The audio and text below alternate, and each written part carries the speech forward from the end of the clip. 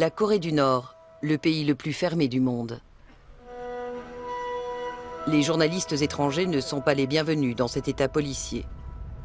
Après plusieurs mois d'attente, nous avons obtenu l'autorisation de tourner, ce qui n'était pas arrivé depuis longtemps à une équipe de télévision. Escortés par l'armée, nous nous rendons dans la zone frontalière. Des employés du ministère de la Culture ont pour mission de ne jamais nous perdre de vue. Ils nous interdisent sans cesse de filmer. Officiellement, nous n'avons jamais vu le travail de bénévolat pour l'avancée de la révolution.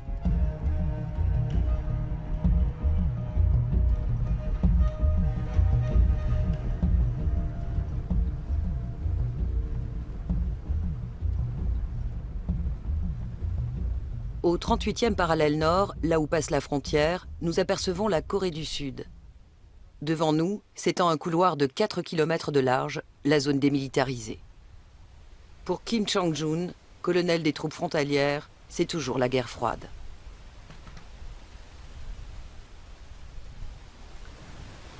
Vous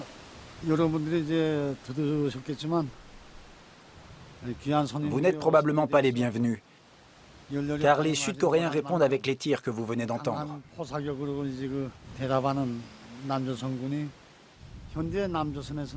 En ce moment, les armées américaines et sud-coréennes mènent des exercices militaires conjoints.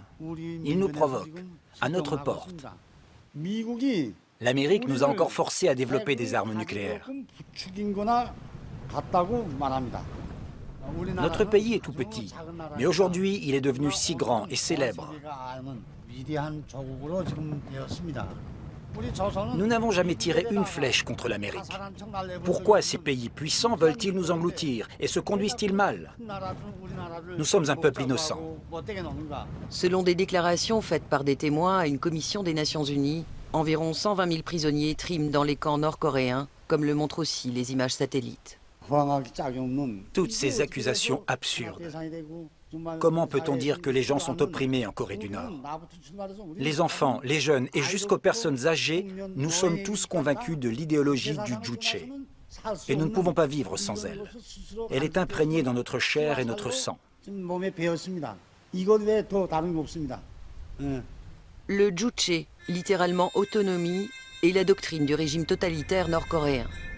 Il propage l'idée de défendre l'honneur et la souveraineté nationale. C'est l'opium d'un peuple opprimé depuis longtemps.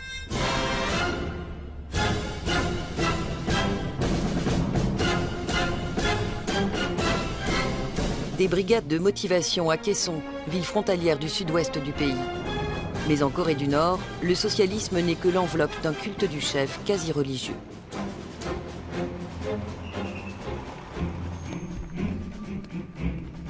Flanqué de surveillants locaux, notre chef de délégation se doit de rendre hommage au fondateur de l'État, Kim Il-sung. Bien que mort, le président éternel est toujours officiellement à la tête de la République populaire démocratique de Corée. À Kaesong, le père de la nation a fait construire le premier des nombreux palais des enfants. Filmer sa statue de derrière est un sacrilège.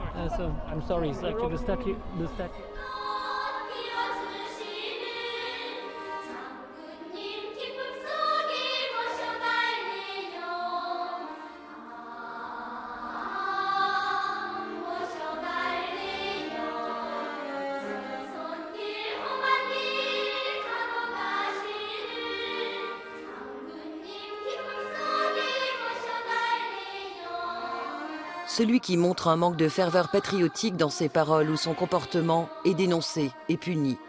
Chaque semaine, les enfants sont obligés de faire leur autocritique et surtout de blâmer leurs camarades de classe.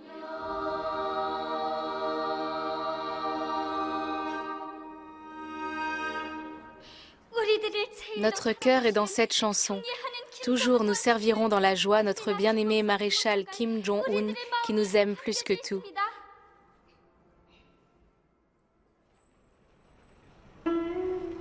La Corée du Nord est sortie de notre temps. Comme le président éternel a remplacé l'anniversaire du Christ par le sien pour faire débuter le calendrier, 24 millions d'hommes et de femmes vivent en l'an 102. Sur les images satellites prises de nuit, le pays est un trou noir. Tout citoyen nord-coréen qui souhaite quitter son lieu de résidence a besoin d'une autorisation spéciale. Il nous en faut une dès que nous voulons tourner. À chaque fois, nos surveillants doivent présenter des dizaines de papiers tamponnés aux autorités locales. Ils ne quittent pas le porte-documents du regard. D'une manière générale, nous sommes épiés en permanence, y compris la nuit. Nous n'avons même pas le droit de quitter l'hôtel pour une balade. En principe, nous ne sommes pas autorisés à filmer les personnes qui marchent sur le bord de la route. À la campagne, la pénurie de carburant paralyse le trafic automobile. Il est également interdit de filmer ces travaux agricoles qui paraissent d'un autre âge.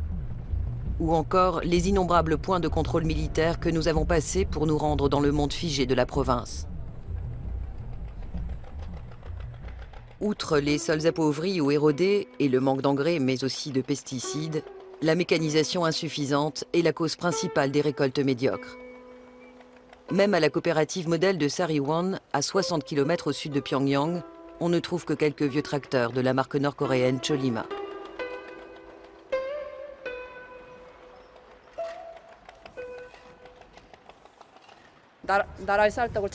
Il est de ma responsabilité de remplir le pot de riz du pays.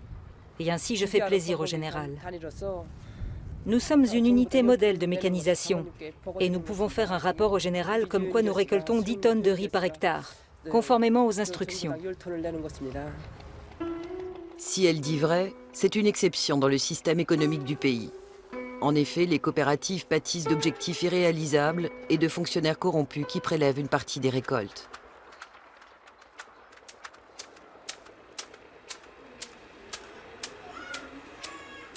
Toutefois, seule une fraction d'enfants souffrent encore de malnutrition dans certaines régions, depuis que les paysans peuvent cultiver des potagers et vendre les excédents sur les marchés.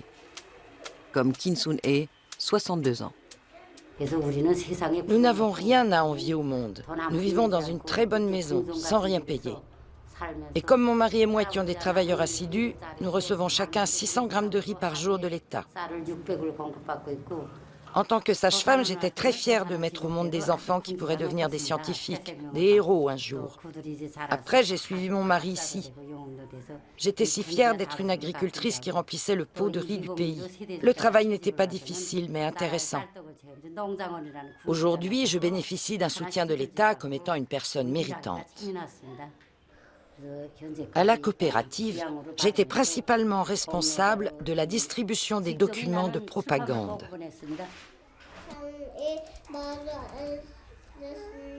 Sur la table, il y avait du gâteau de riz gluant, des boulettes de riz cuit à la vapeur, de la pâte sucrée de haricots, des crêpes de riz et même de la viande.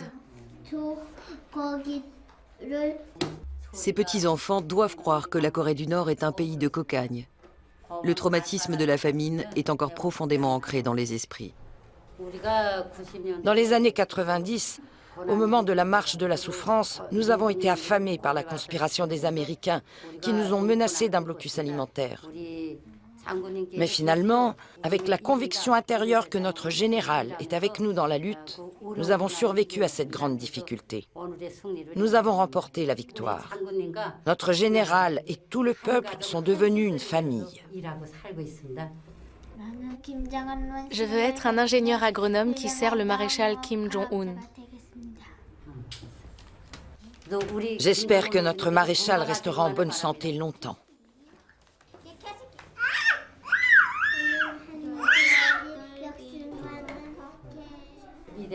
Le jour où le bien-aimé général Kim Jong-il est entré dans notre maison, je me suis sentie comme si c'était mon propre père qui rendait visite à sa fille mariée.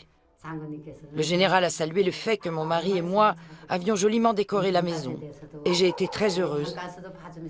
Il a également posé des questions sur le gaz de méthane, a commenté positivement notre plaque à la porte et a même été voir la cage du lapin.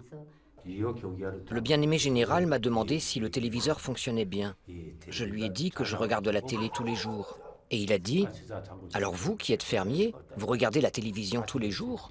Et il s'est mis à rire de bon cœur.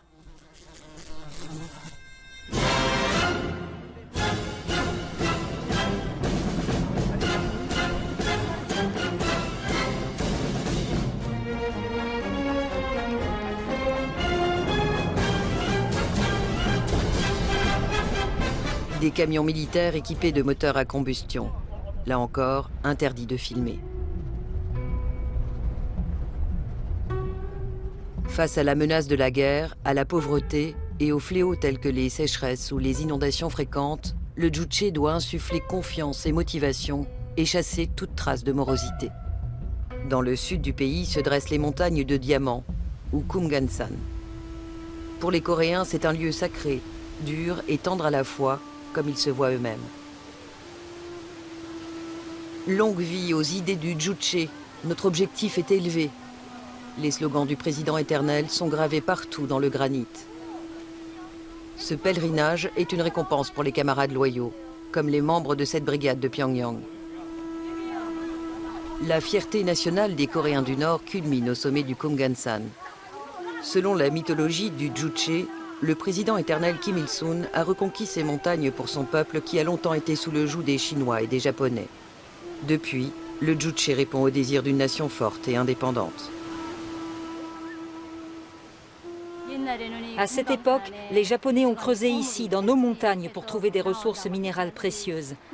Mais notre guide n'a pas voulu les échanger avec notre bonheur. Il a clôturé la mine et y a établi un lieu de bon repos. Quand j'ai entendu le guide camarade, j'ai été tellement émue. Nous, travailleurs ordinaires, nous pouvons nous rendre au Kumgansan sans avoir à nous soucier de l'argent. Ce qui était autrefois le privilège des riches. Une telle chose serait impensable dans les pays capitalistes. Nous sommes les seuls au monde à garder le socialisme, n'est-ce pas? Quand nous serons à nouveau réunis, les peuples coréens du Sud et du Nord pourront venir au Kumgansan et s'y rencontrer.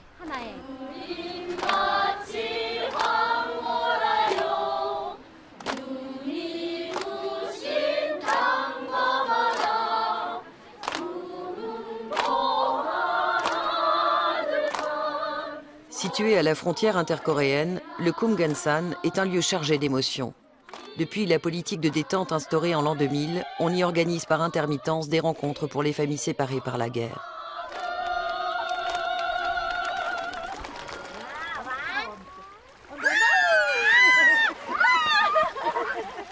Parmi les nombreux Coréens qui n'ont plus de contact avec leurs proches depuis des décennies, seules quelques centaines ont pu se revoir à ce jour, au pied du Kumgansan, qui s'étire jusqu'à la mer du Japon.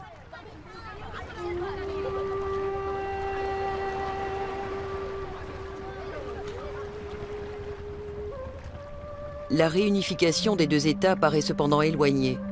La Chine veut maintenir le régime nord-coréen comme zone tampon avec la Corée du Sud, alliée des États-Unis. De son côté, la Corée du Sud redoute le coup d'une réunification.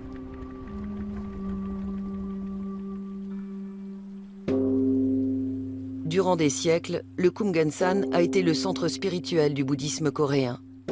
Sur 14 monastères, le Shingesa est le seul qui ait survécu. L'idéologie officielle de la Corée du Nord ne tolère aucun autre culte que le sien. Les chrétiens sont persécutés sans merci et les bouddhistes considérés comme des ennemis. Seuls quelques-uns de leurs temples ont été conservés comme éléments du patrimoine culturel national. Kim Jong-un est le plus jeune des deux moines de ce monastère vieux de 500 ans. Notre grand chef a garanti la liberté de religion et a même mis un paragraphe spécial dans la Constitution. Par conséquent, nous, bouddhistes, préservons notre foi et vivons avec elle. Paragraphe 18, chapitre 5. Le dernier rapport des Nations Unies fait pourtant état de cas où la seule possession d'une Bible a conduit à la torture, voire à la déportation dans un camp. Il existe des similitudes entre le bouddhisme et l'idéologie du Juche. Libérer l'homme de la douleur pour construire le paradis terrestre, la prévention de l'exploitation de l'homme par l'homme, l'évitement de la souffrance causée par les invasions et les guerres. Notre puissante armée est là seulement pour protéger le pays, parce que les Américains veulent nous dévorer. Oui, ils veulent nous manger. L'impérialisme mondial veut nous engloutir, mais l'armée du peuple nous défend.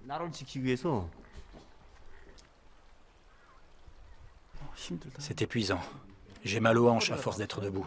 Bien, arrêtons-nous. Sur l'autoroute en direction du nord, nous franchissons de plus en plus de barrages anti-chars. Depuis l'armistice de 1953, la Corée du Nord est toujours officiellement en guerre contre la Corée du Sud. Selon la doctrine du Songun, littéralement l'armée d'abord, l'État doit se soumettre à l'armée. Plus de la moitié de la population adulte est sous les drapeaux. Le service militaire dure 4, 8, voire 10 ans. Un quart du produit national brut est affecté à la défense, un record mondial. Malgré tout, la Corée du Nord possède l'une des armées les plus arriérées de la planète. Une fois encore, nous entrons dans une zone militaire. Un de nos livres est tombé entre les mains du chef de la délégation. Je ne suis pas d'accord avec ce livre. Nous ne faisons que défendre notre pays. Si nous n'avions aucun accès au nucléaire, les États-Unis et leurs alliés n'auraient aucun mal à fomenter une guerre sur la péninsule coréenne. Elle pourrait même finir en Troisième Guerre mondiale.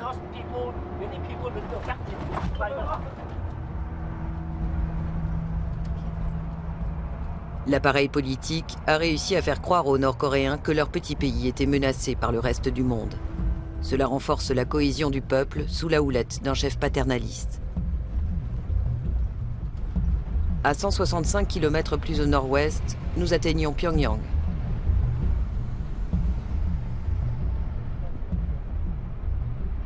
Pour le régime, le véritable danger se trouve désormais dans la capitale qui compte 2,6 millions d'habitants. Une nouvelle élite marchande y a vu le jour et elle a besoin de liberté d'action pour son développement économique. Elle est de moins en moins dépendante des faveurs de l'État et des privilèges qu'il octroie, comme des postes dans l'administration ou l'armée. C'est cette élite en plein essor qui pourrait déclencher un changement de l'intérieur. La production industrielle publique, elle, reste toujours soumise aux contraintes de l'économie planifiée. L'usine textile de Songgyo en est le parfait exemple. Mais ici aussi, il souffle un vent de renouveau. De plus en plus de tissus sont importés de Chine, transformés en sous-vêtements ou en vêtements de sport et réexpédiés dans ce même pays. Parmi les 1100 ouvrières de l'usine, Lee Yen-yang, 25 ans, est considérée comme la plus efficace. Je suis encore jeune. Et les jeunes ne sont pas fatigués, même s'ils travaillent beaucoup. L'idée que j'effectue ma tâche pour améliorer le bien-être du peuple me permet d'être toujours en forme et motivée. J'ai choisi ce travail pour apporter ma contribution à la vie de mes camarades. Le jour où le maréchal viendra visiter notre usine, je veux lui donner le maximum de plaisir et de contentement. C'est mon plus grand souhait. Si le bien-aimé maréchal vient voir notre entreprise et qu'il est satisfait, je vais enfin pouvoir m'occuper de mon mariage.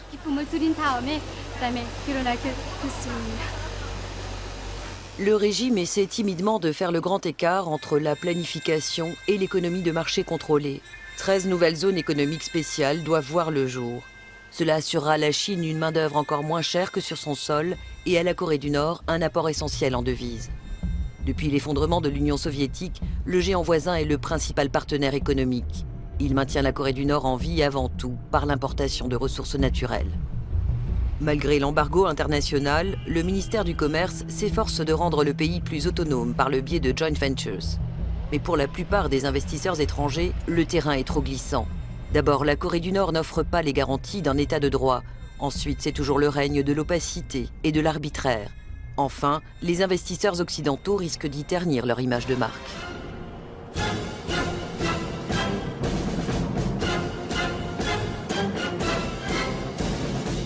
Les stations du métro de Pyongyang s'appellent Honneur, Flambeau, Victoire ou encore Résurrection. Le système de tunnels descend jusqu'à 100 mètres sous terre pour servir de bunker en cas de guerre. Mais même en temps de paix, chaque individu doit se bunkériser pour passer à travers les mailles du réseau d'informateurs. La délation, y compris de ses proches, est un devoir civique. Celui qui s'y dérobe est puni, ainsi que toute sa famille, comme le prescrit la doctrine du Juche. La semence des ennemis de classe doit être éliminée sur 3 générations. Une liste recense 18 actes contre-révolutionnaires. Par exemple, si quelqu'un a endommagé le portrait du grand leader, ne serait-ce qu'en enroulant par mégarde un journal où il était reproduit, il peut se retrouver dans un camp de travail en tant qu'élément subversif. Quand quelqu'un disparaît, on dit qu'il a été envoyé dans les montagnes.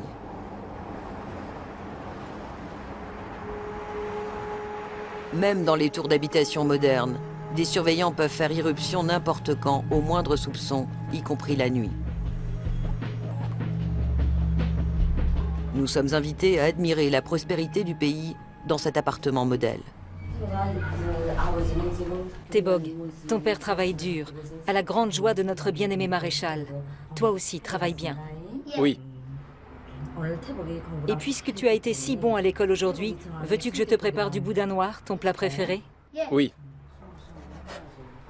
En guise de récompense pour son comportement révolutionnaire exemplaire, Jo Il-son a pu emménager dans ce 3 pièces avec la famille de sa fille Han Hye-yoon, dont le mari effectue actuellement à la campagne un travail de bénévolat. Le fait que nous ayons le chauffage, le gaz et l'eau courante rend la vie très pratique. C'est une grande joie d'avoir obtenu cet appartement confortable.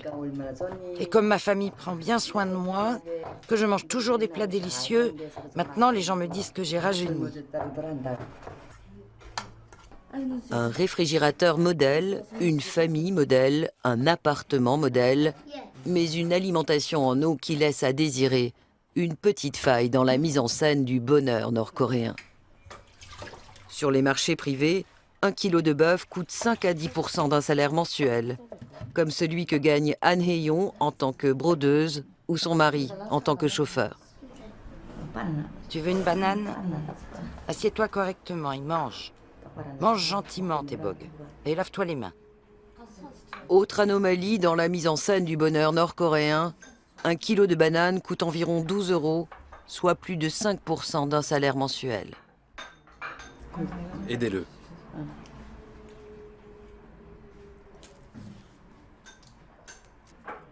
Régale-toi. Tu dois avoir faim. C'est bon, Tebog? Ta grand-mère t'a donné quelque chose de vraiment délicieux.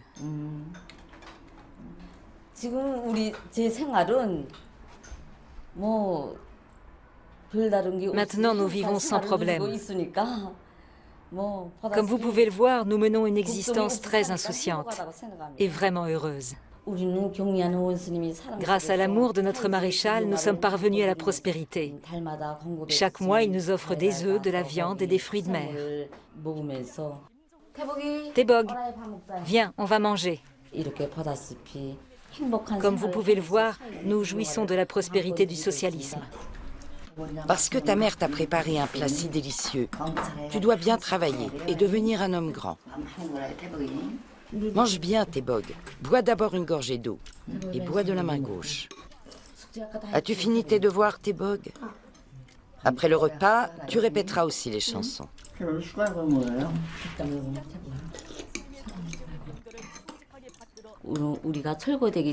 Avant de nous installer ici, nous vivions dans un appartement de 30 mètres carrés. Maintenant, nous profitons de ce logement de 90 mètres carrés et du luxe du socialisme. Notre rue de Sanzon est un cadeau d'amour de notre père général, à l'occasion du 100e anniversaire de notre grand leader. A-t-elle pris part aux pleurs collectifs à la mort du grand leader?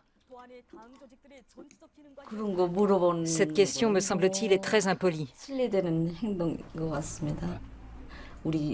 Quand nous avons perdu notre père général, tous les membres de notre peuple ont éprouvé une profonde tristesse.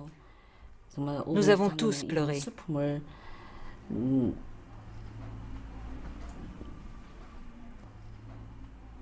Reportage sur les visites de l'infatigable maréchal.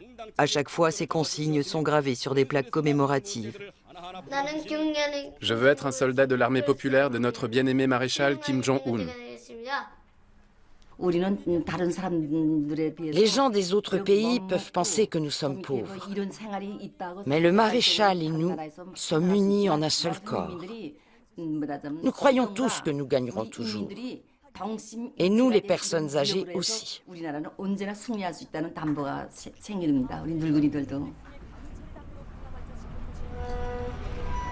Des lieux de pèlerinage sont destinés à nourrir la foi dans la doctrine du Juche. Tout comme son fils, le leader bien-aimé Kim Jong-il, le président éternel et soleil éternel de l'humanité Kim Il-sung est une icône nationale omniprésente avec plus de 30 000 statues et 2 fois autant de tableaux. Quant au portrait de l'actuel dirigeant Kim Jong-un, pilier spirituel et phare de l'espoir, ils ne seront exposés qu'après la fin du deuil de son père.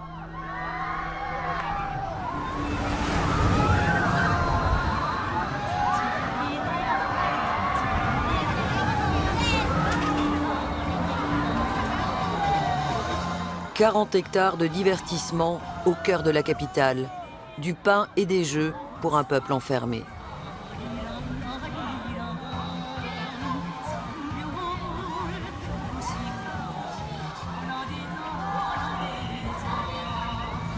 Tous les soirs, la foule se presse à l'entrée du Kaesong Yuwonji, l'un des nombreux parcs d'attractions de Corée du Nord. Le despote Kim Jong-un a décrété que ses sujets devaient s'amuser.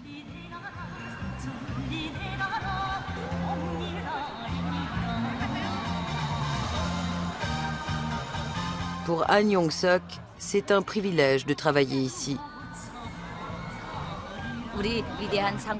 Notre grand général et notre bien-aimé maréchal nous ont donné ce parc d'attractions, de sorte que les gens puissent se remettre du travail quotidien et soient prêts à offrir une bonne performance le lendemain.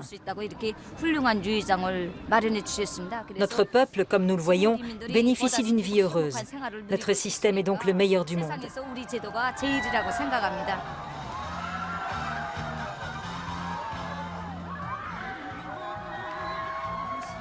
Depuis 60 ans, on serine aux Coréens du Nord que leur pays est le plus heureux au monde.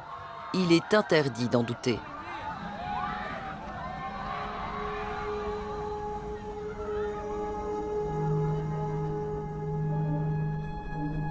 Même à Pyongyang, où vivent leurs familles, nos surveillants se sont installés à notre étage de l'hôtel.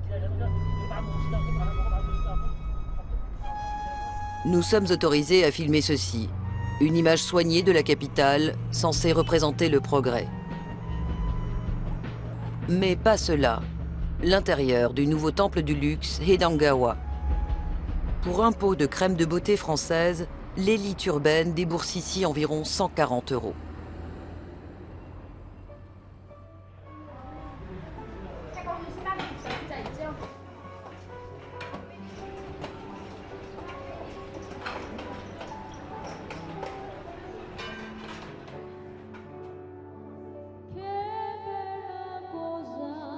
Si l'accès au monde extérieur est réservé à la nomenclatura, on peut désormais assouvir son envie d'ailleurs dans la dizaine de restaurants privés de la capitale, en général des joint ventures, comme la pizzeria Pyeongchonghaeun.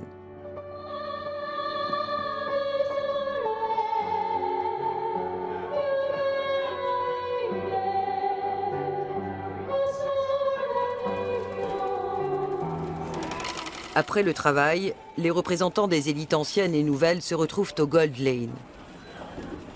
Il s'agit d'un côté de membres de la nomenclatura et de l'autre d'hommes d'affaires qui vivent du commerce avec la Chine, parfois aussi de la contrebande, et constituent une menace de plus en plus sérieuse pour le régime.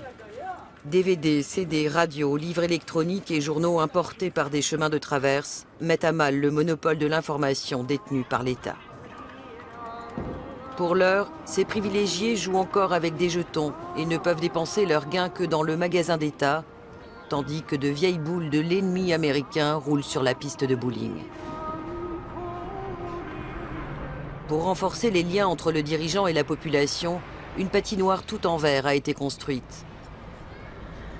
Le jeune dictateur en aurait interdit l'entrée aux patineurs professionnels en déclarant qu'elle était exclusivement destinée au peuple laborieux. Le régime totalitaire de la dynastie Kim est fondé sur le culte de la personnalité depuis 60 ans.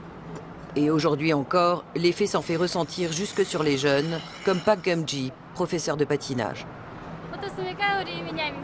Comme vous pouvez le voir, tout le monde se débrouille presque comme des pros. Après un tour sur une chanson joyeuse, vous pourrez vous rafraîchir et continuer ensuite à vous concentrer sur la tâche de la révolution. Rencontrer notre bien-aimé maréchal, c'était mon plus grand souhait. C'est devenu une réalité sur notre patinoire. J'avais le cœur battant et je me demandais si j'allais arriver à patiner.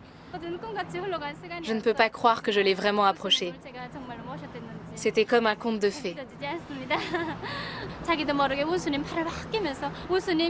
Au moment de la photo souvenir, je me suis accrochée à son bras.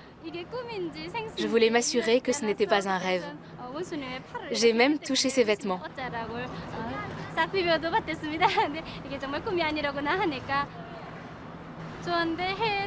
Je n'ai jamais vécu à l'étranger, mais qui sait? En tout cas, dans le pays où je vis, rien ne me manque. Je suis très contente de tout. Mon pays est le meilleur, peut-on lire ici. 60 ans d'isolement et d'endoctrinement ont transformé le peuple en une immense secte. Enfermés dans une folie d'envergure nationale, les 24 millions de Nord-Coréens vivent sans contact avec le monde extérieur et sans accès à Internet. Ils sont constamment abreuvés de propagande, manipulés par la presse et la littérature du parti et placés sous étroite surveillance. Le régime répressif a classé la population en 3 castes et 51 sous-groupes, selon l'origine et la relation au système. Cela détermine de façon irrévocable les chances de promotion et le lieu de résidence de chaque citoyen. Seuls les camarades loyaux de la classe centrale, en général des membres du parti, des héros de guerre et des travailleurs dévoués, peuvent habiter dans la capitale, où le niveau de vie est nettement plus élevé que dans le reste du pays. De nos jours, les sonneries de téléphones portables retentissent dans les rues de Pyongyang. On recense d'ores et déjà 2 millions d'abonnements, limités toutefois aux appels intérieurs. Et des milliers de voitures, de la Mercedes à la marque nationale Paix, klaxonnent dans les embouteillages. Mais un changement culturel paraît encore bien loin.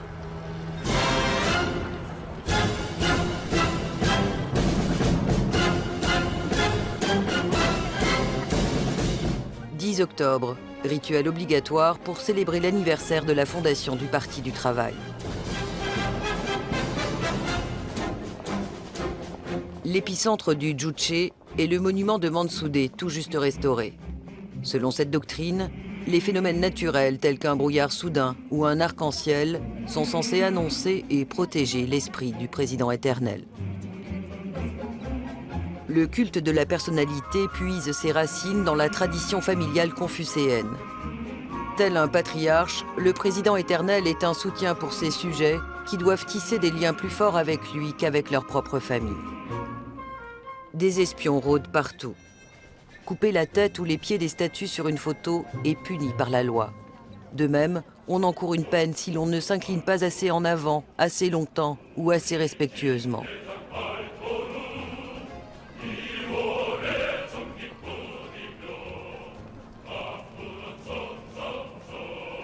Les Coréens du Nord doivent obéir sans condition au leader illuminé, omniscient et infaillible. Selon la doctrine du Juche, il est le cerveau et le peuple, le corps de la nation. La propreté et le soin de la personne sont considérés comme des devoirs. Pour cela, les citoyens loyaux de la capitale peuvent se rendre dans ce salon de coiffure dirigé par Lee In-soon. Habituellement, en coiffure masculine, nous avons 2 types de coupes. Les cheveux courts ou les cheveux longs. Nous aimons les coiffures qui expriment un esprit frais et passionné. Les Nord-Coréens portent généralement leurs cheveux aussi courts que possible, de façon à ce qu'ils soient toujours propres et soignés. C'est parce que depuis longtemps, les Coréens aiment beaucoup la propreté qu'on nous appelle le peuple blanc. Et c'est vrai qu'il y a un intérêt croissant pour la beauté. C'est une orientation vers un style de vie plus civilisé, plus beau et plus propre. Cela fait 27 ans que Lee Hui-lan travaille ici.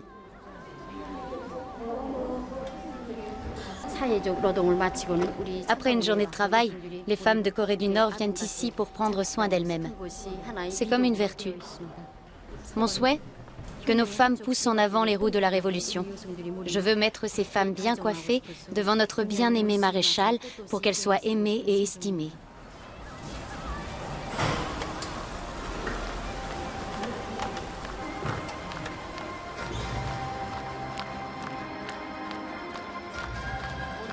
Le delphinarium de Ningya illustre parfaitement la politique du pain et des jeux du maréchal Kim Jong-un. Par un tuyau de 80 km de long, l'eau est acheminée de la mer Jaune au bassin de Dauphin. C'est une récompense du patriarche à ses fidèles sujets. Quant aux dauphins, il les a fait venir de l'étranger en contournant habilement l'embargo. Un pied de nez à la communauté internationale pour la plus grande joie des Coréens. Les 2 spectacles quotidiens affichent toujours complet.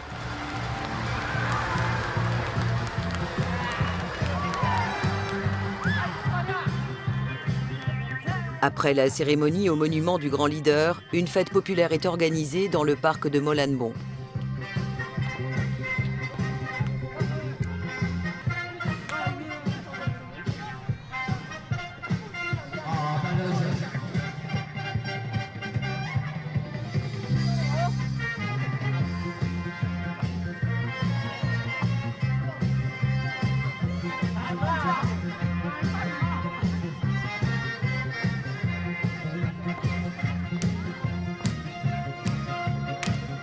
La danse, le chant et les fêtes servent de soupape et de ciment social. À ce titre, le régime les encourage tant qu'ils sont conformes au juche. La musique occidentale moderne est proscrite. Fredonner des chansons sud-coréennes peut conduire tout droit dans un camp de travail. Tous les ans, les Gwon, une famille de diplomates, se retrouvent ici pour un bulgogi, un barbecue. Ces citadins aisés ne s'approvisionnent pas seulement par le système de distribution publique. Ils se procurent aussi leurs produits alimentaires sur les nombreux petits marchés privés. Il se peut que nous n'en soyons pas encore là, mais nous allons bientôt être le meilleur pays du monde. Parce que notre peuple et le maréchal sont unis pour former un seul cœur et une seule âme. S'il leur donne, nous nous sacrifions immédiatement, sans hésitation, pour le progrès de notre pays. Nous avons en nous tant de passion, et elle nous pousse en avant. Dans quelques années, nous serons le premier et le meilleur pays du monde. Au moment de la marche de la souffrance, nous avons grandi sans même avoir mangé de vrais bonbons. Mais à l'avenir, nous sommes sûrs que nous obtiendrons non seulement des bonbons, mais aussi de tout. Le dirigeant de notre pays a même visité les pouponnières et a examiné les lits et les jouets, pièce par pièce. Il n'y a pas de leader comme lui dans le monde, ni dans toute l'histoire de l'humanité. Cela signifie qu'il considère même les petits-enfants comme importants. D'autant plus que nos enfants ont un bel avenir. En tant qu'éducatrice, je sais que nos bébés qui viennent de naître sont déjà les plus heureux du monde. Même si d'autres enfants disent qu'ils sont heureux, ce n'est pas comparable avec nos petits. Revenez dans quelques années. Quand vous reviendrez, vous verrez, dans 2 ou 3 ans.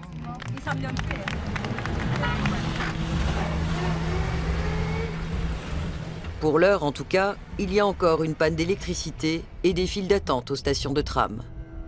Ces images, nous n'étions pas autorisés à les prendre en quittant la capitale. Sur la route du Nord-Ouest, nous sommes également accompagnés par Oh Jin-myung, un employé du ministère de la Culture qui a fait ses études en ex-RDA. Selon lui, les critiques du juche tiennent de la propagande impérialiste. Ici, en Corée du Nord, personne n'est malheureux.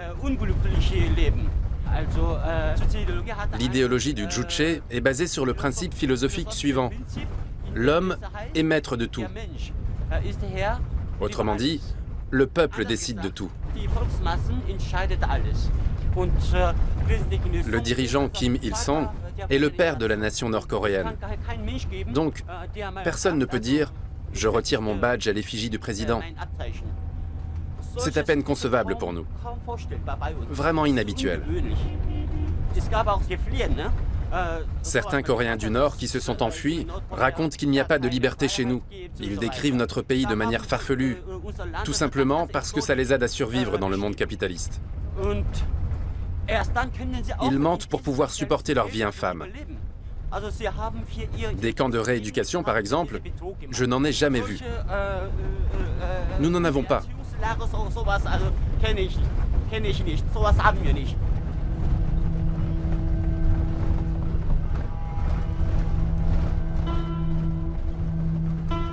Le tristement célèbre camp numéro 14 pour les prisonniers politiques est à moins de 30 km de nous. À 70 km plus à l'est et au nord se trouvent les camps 1 et 18.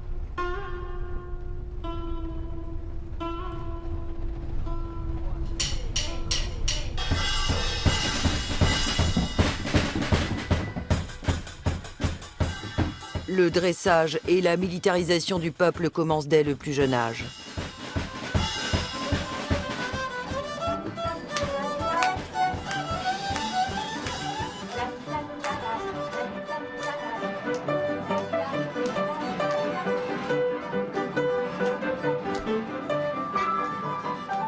Les enfants doués en musique sont tenus de s'exercer 3 à 5 heures par jour, comme dans cette école maternelle modèle où le juche doit défier toutes les influences du monde extérieur et être transmis à la future génération.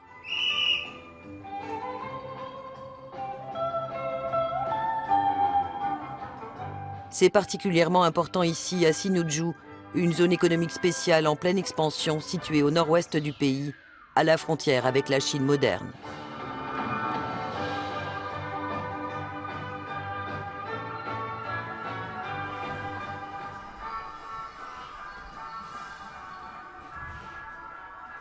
Chaque mot de la directrice Kim Ok-sung, âgée de 72 ans et fidèle au juche, est consigné par 2 surveillants locaux, comme nous l'avons souvent vu faire au cours de notre voyage. Mes parents ne pouvaient pas prendre soin de moi et sont morts. Mais notre chef, notre général m'a élevé. Même si je n'ai rien fait, le grand général m'a offert une fête d'anniversaire pour mes 60 ans. Mes sincères remerciements pour notre cher grand général. Toujours passionné, je vais promouvoir les talents des enfants et vous offrir une joie, cher grand général. Pendant l'occupation japonaise, la vie était si dure que je ne pouvais même pas aller à l'école. Et mes parents et frères ont été ouvriers agricoles chez les Japonais. Le changement est freiné par les vieilles haines que l'on entretient en particulier chez les plus petits. Mais qui d'autre a essayé de manger notre pays? Les Américains. Ainsi, non seulement les Japonais, mais aussi les Américains ont commencé la guerre pour manger notre pays. Et qu'ont-ils fait de notre beau pays? Ils l'ont divisé en 2. Les Américains ont divisé en 2 notre pays en paix. Alors, quel genre d'individus sont ces Américains? Ce sont des méchants.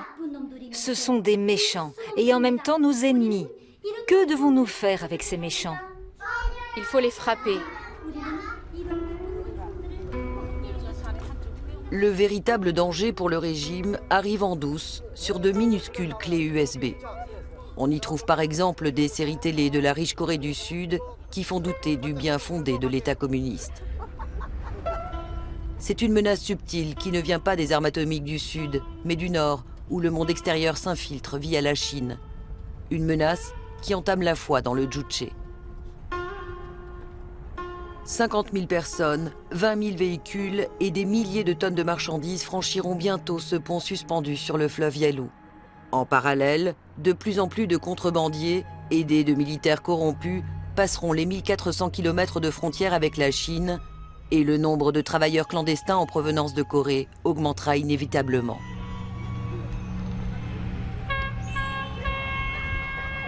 Même une forteresse réputée imprenable comme la Corée du Nord ne pourra pas résister longtemps à l'afflux de biens et surtout d'informations.